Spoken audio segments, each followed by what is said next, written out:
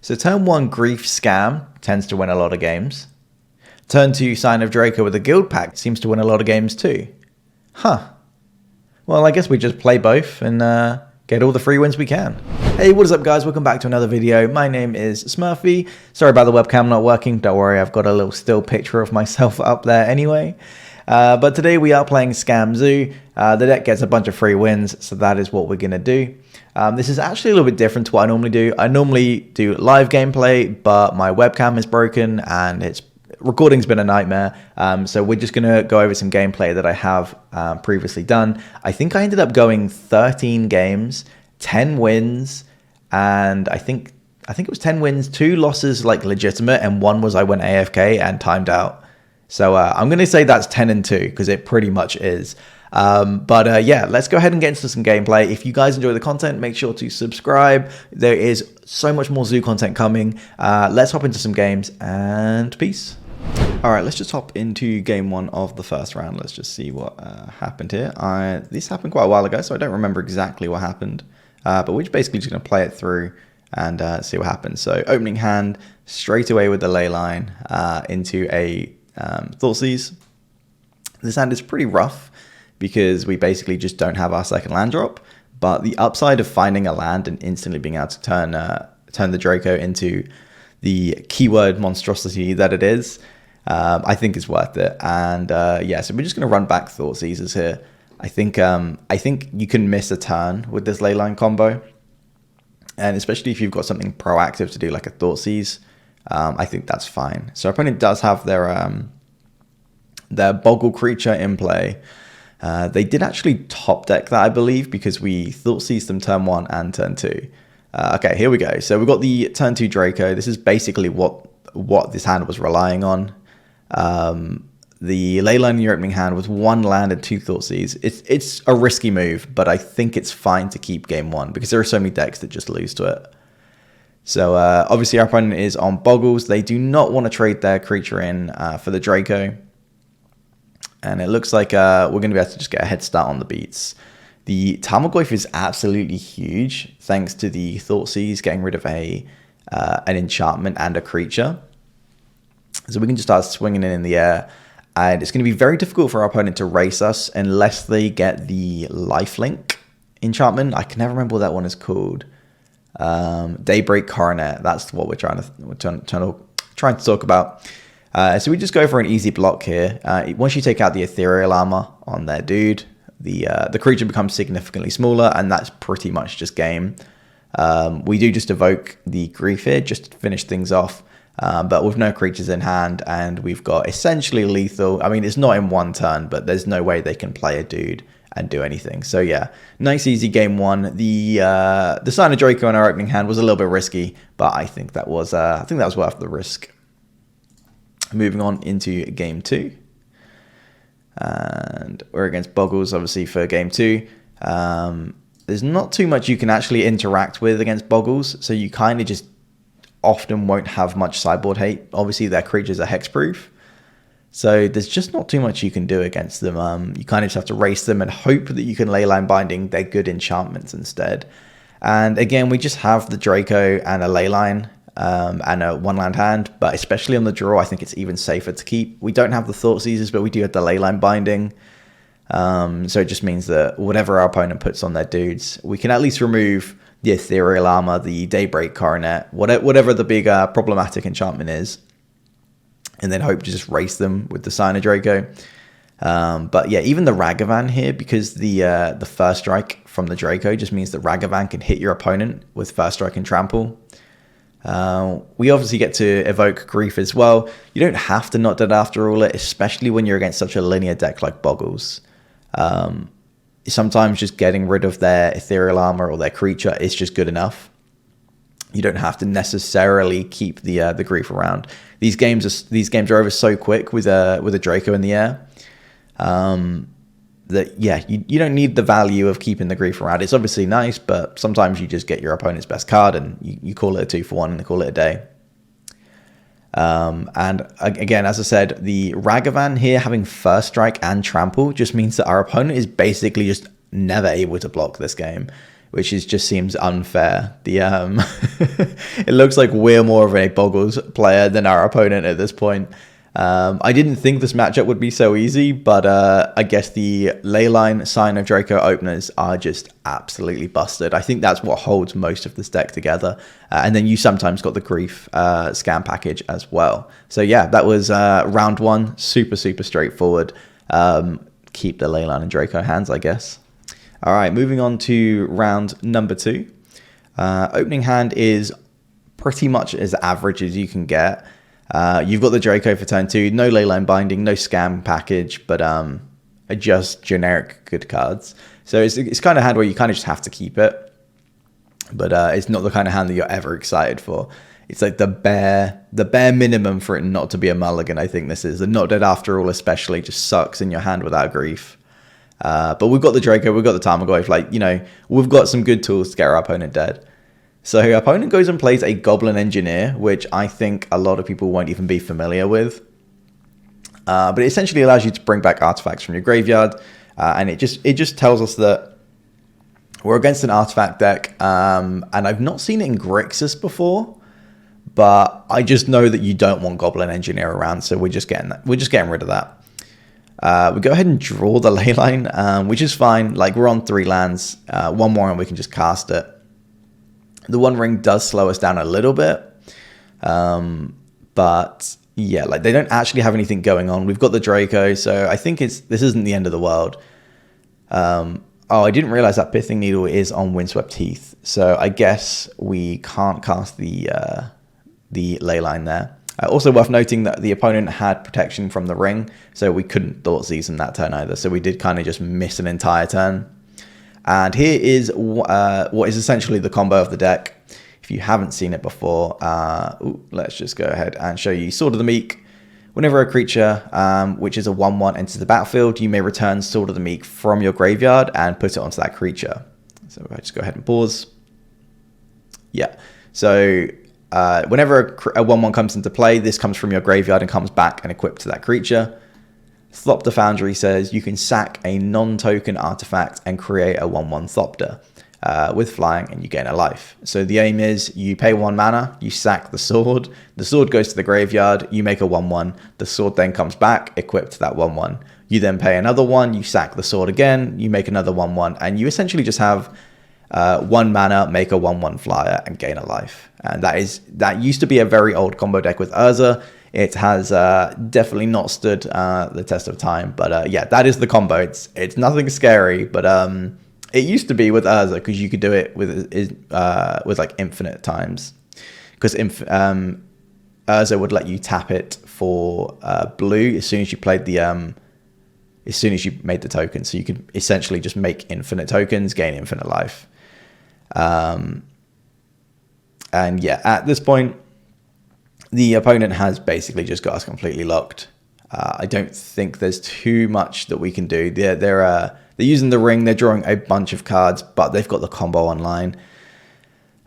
Maybe if we had some lands in play and we got this Guild Pact in play, so it had Trample and First Strike, but I mean, like, there's just no way we're getting through it. They're gaining 1, 2, 3, 4, 5 life a turn, making 5 dudes.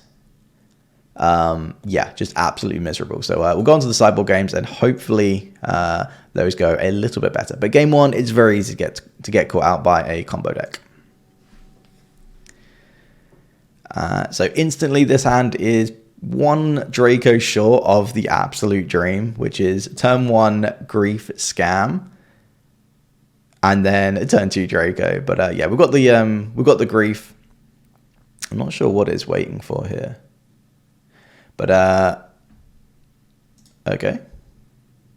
I'm not used to doing these replays, so I don't really know how they work. Do we just do that? All right, there we go. It's playing again. So yeah, we got the turn 1 Grief. Pitch 1 Not Dead to Not Dead your opponent. Grief comes back. We take essentially their whole hand. What do we see they've got left? 1, 2, 3, 4, 5. Okay, so their Thoughtseizer's gone. They've got an Inquisition and 2 lands in hand. They've played one of them, actually. So there's a mystery card. But, I mean, do we really care at this point? It's turn 2. We've got 8 power, and we've made them discard 2 cards. I really don't see how there's very many decks in Modern that can beat this. And then we're just drawing like absolute fire. We draw another Tarmogoyf, and that's just game. That is lethal on turn 4 with essentially two Thought Seizers.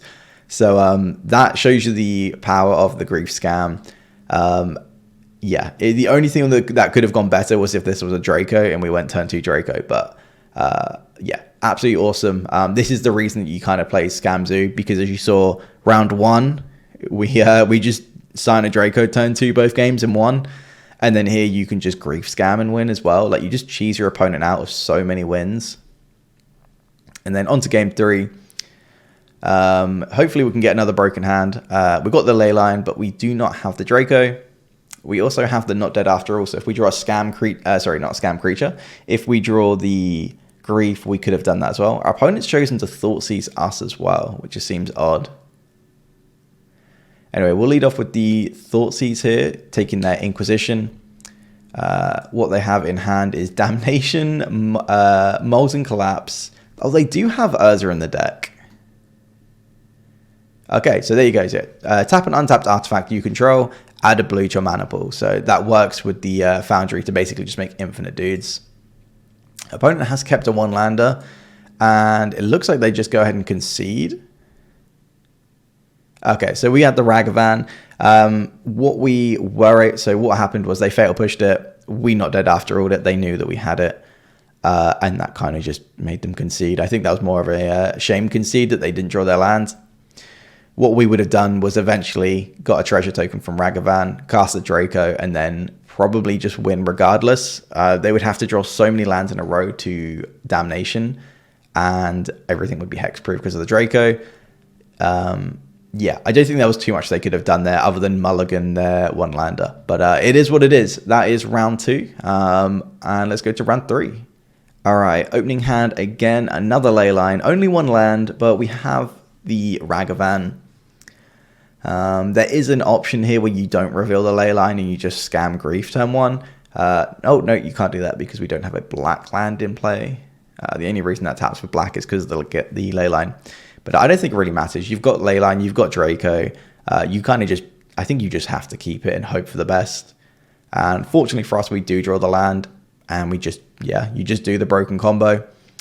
It looks like our opponent does have the subtlety to slow us down a single turn, but it still just goes on top and we do it the following turn, right? So unless they have exactly untapped blue source counterspell, then they know what's coming, right?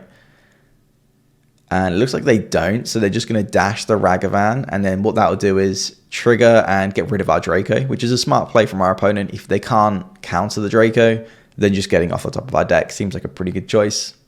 So it's better than nothing, right? So here we draw the second Leyline, which is obviously very, very poor. The second Leyline just doesn't really do anything, so you might as well just pitch it to the Grief. I think that's one of the main reasons why Scam Grief is so much better now in Zoo than it used to be. It's because you're playing the Leylines anyway, so your black card count is already a lot higher than it used to be. So the cost of playing Grief is much lower. So opponent goes and plays that Shredder and a Ragavan, trigger their Rummage, and they've got some nice blockers. But Kavu being a 5/5 just doesn't really care. And what you can do is you can loot away any cards that you don't want, or if you want, you can use the Kavu to attack their graveyard. In this case, like, they've got so much going on in their graveyard. They've got 2 creatures, 2 artifacts, 2 lands. Like, it's going to be impossible to keep them off Delirium, so it's not even worth trying. Just start swinging in with the big dudes and hope that there is enough good creatures here to get the opponent dead. Opponent plays another Shredder, but again, these Shredders are great blockers, provided your opponent doesn't have like 4 5s and 5 5s in play. Normally, Shredder is quite a good blocker in Modern, but Zoo is just throwing out the biggest creatures for 2 mana, so it doesn't really work as well as they'd like. And there you go. Leyline Binding, whatever block you want, and all 3 of our creatures are lethal. So nice and easy, straightforward game 1. Just play big dudes, and eventually they will kill your opponent. Moving on to game 2. This time our opponent will be on the play. So what have we got in our opening hand? Oh, this is a bit of a rough mulligan. 3 lands with only 2 2-drops, no 1-drop in our opener. Does suck. But the Stubborn Denials can come in handy really, really nicely. Being able to counter like their removal, or even like an expressive iteration. Sometimes if they're on the play, they can use the iterations early enough to get an advantage.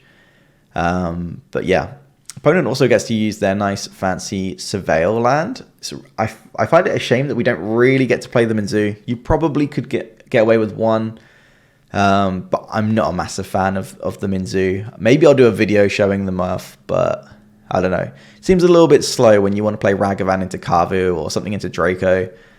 Unfortunately, we draw the ley line here again. No grief to pitch it to either. But sometimes you can just play it on turn 4. So we're just going to go ahead and play the Tarmogoyf out here with Stubborn Denial backup.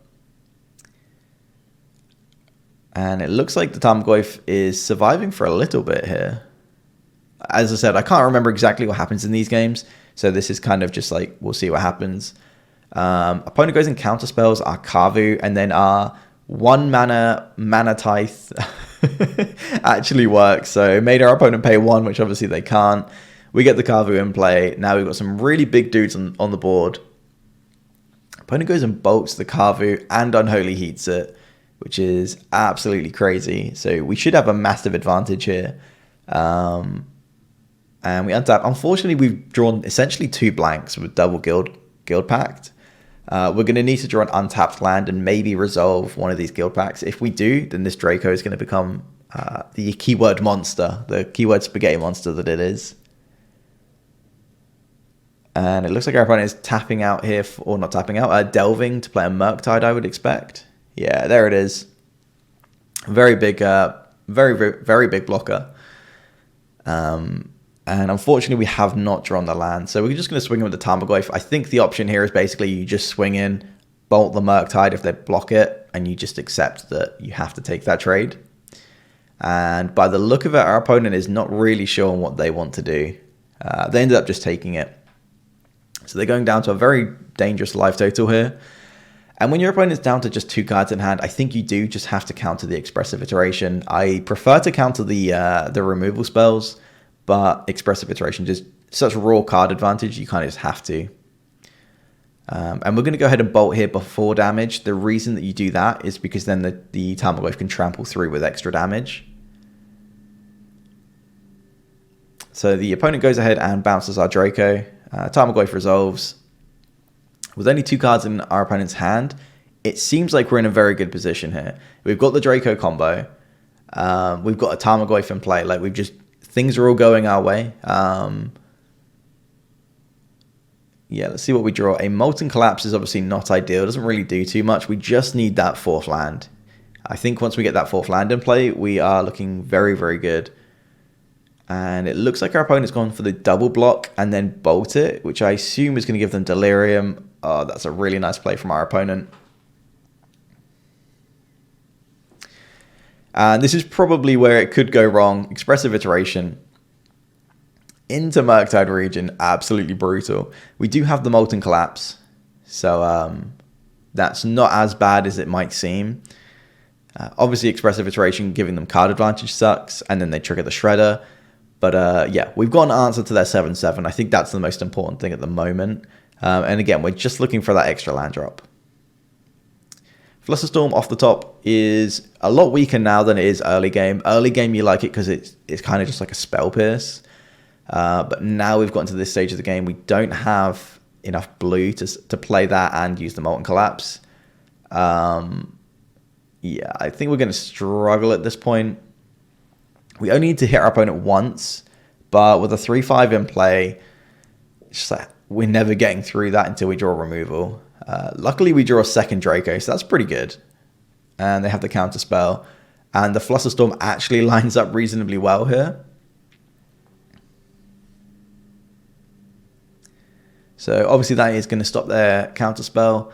And it looks like the Draco actually does resolve. I don't think our opponent would expect that to resolve there.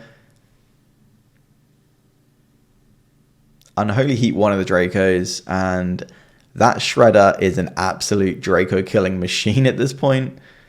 And still just no 4th land. I know that obviously the 4th land wouldn't get us through the Shredder, but it would mean that we would have a Draco that's not very easy to kill.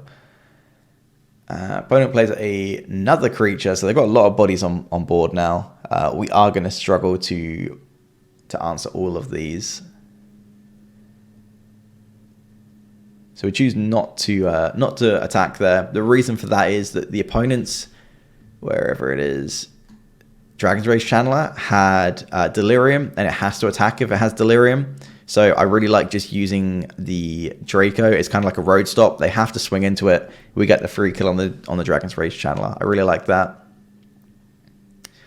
And yeah, we exile the Ledger Shredder, but unfortunately we don't actually have any. We've got 3 cards in hand, and they all just do nothing at the moment. There's the Molten Collapse. Opponent with 2 cards in hand. And there we go. Okay, so we've got the mana base, the 4th land. We can go ahead and cast the Guild Pact, but it just does nothing, right? At this point in the game, it doesn't really do anything. We're down to just 3 life, so a bolt off the top is just gonna get us dead here. Expressive Iteration. We're just gonna Flusterstorm to counter that. I think at this point it's whoever can resolve a threat and keep it around. With the Leyline and a Draco would obviously be a very easy way to close this game out. Go ahead and play the Kavu. Luckily they don't have like a subtlety or something there. That could be annoying. Dress Down is brutal. A removal spell that draws you a card just doesn't seem fair. And here's, I think, where it's going to spiral out of control. Opponent 4 cards in hand. They cast Expressive Iteration, cast Dragon's Rage Channeler. Obviously, we can answer this, but like, they've just got so many cards in hand. We're going to have to draw pretty well here to be able to win. And it's just a Leyline Binding. And I don't know what's happened with the clock. Maybe I had to go AFK, but there is only 2 minutes left on my clock. So I think what's probably happened is, are we just going to concede at some point? I don't think we have time to go to a game 3 unless we draw like a Grief Opener. So let's see what happens. There we go. There's the counter spell. Okay, so we're definitely dead here, right? As if we actually draw a Pick Your Poison off the top. Really like Pick Your Poison in this matchup. And let me just show you guys that. So it has a bunch of different modes which are really good. Sacrifice an artifact, which is obviously not relevant in this matchup, but sacrifice an enchantment hits Blood Moon, and sacrifice a creature with flying hits Darcy, Shredder, Murktide. And thinking about it now, second enchantment also hits Fable, which apparently our opponent is playing. So yeah, Pick Your Poison, really good against Murktide, I think. And yeah, it looks like our opponent has just managed to outvalue us at this point. I think drawing 2 Guild Packs just completely ruined us there. But I think this is what you basically have to accept if you're going to play Scam Zoo. Even just regular Zoo, if you draw the Guild Packs, they are pretty close to dead. Just like they don't do much. And then if you play Scam Zoo, you also play Not Dead After All in your deck, which again is very often just a dead card, ironically. So if you are going to play Scam Zoo, just acknowledge that you are going to get random crap in your hand. Whereas if you play normal Domain Zoo, it's only the guild packs, not the Not Dead After Alls.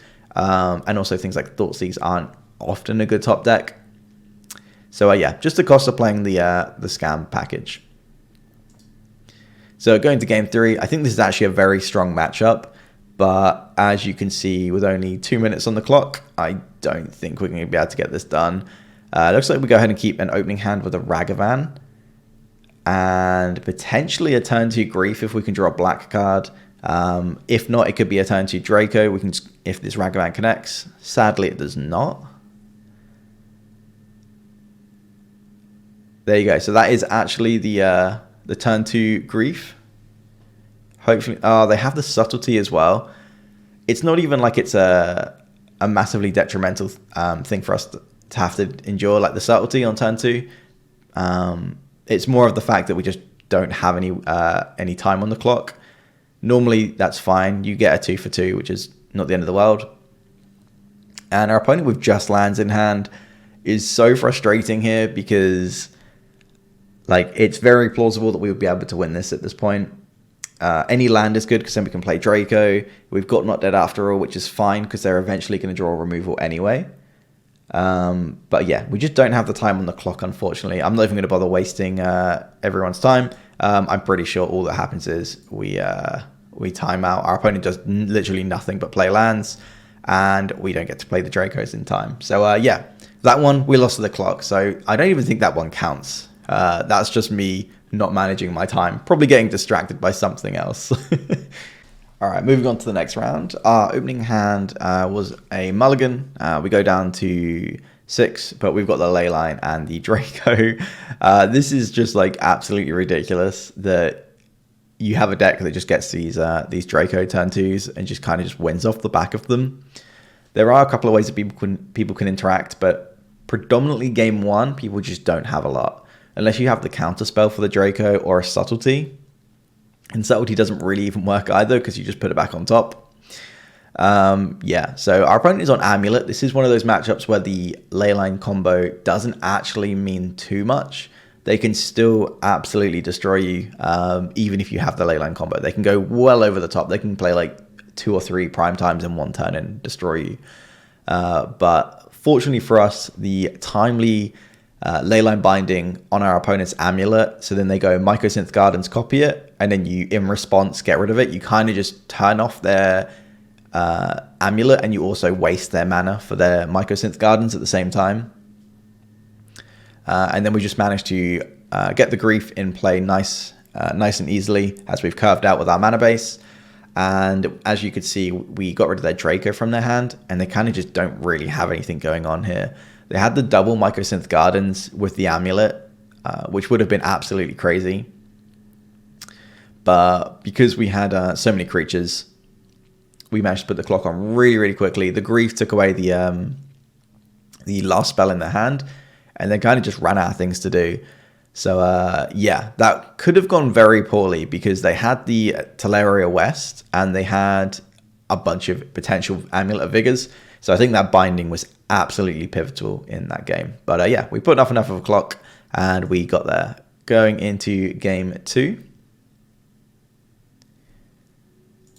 I think Amulet is one of those matchups where people are very scared of it, but I don't actually think it's as bad as people often think.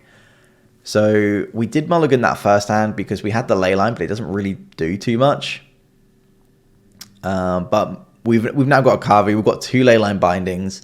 This hand is very, very strong. It looks like our opponent is just instantly copying the Amulet of Vigor. They've got 2 in play now, which is going to be very, very tough for us to race.